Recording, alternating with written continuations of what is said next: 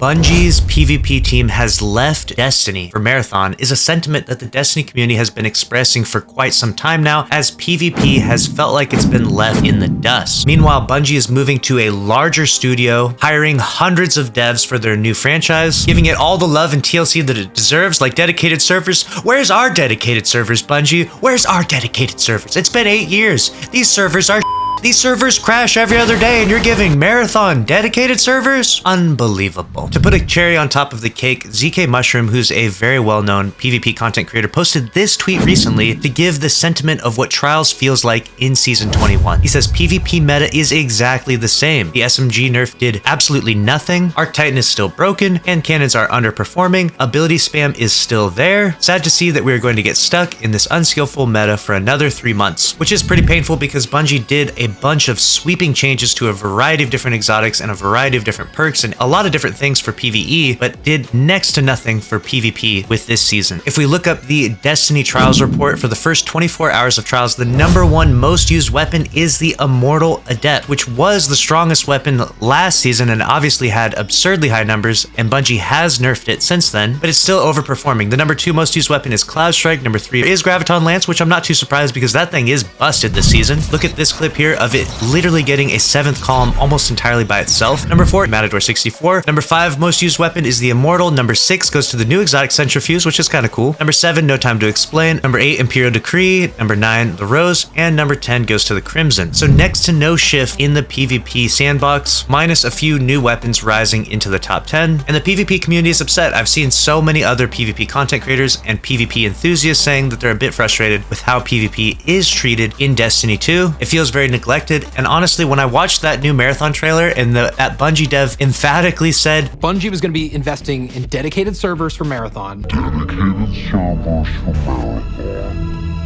What? I felt the soul of every PvP player that ever played Destiny. I could feel it be crushed because that's what we've wanted for so long now.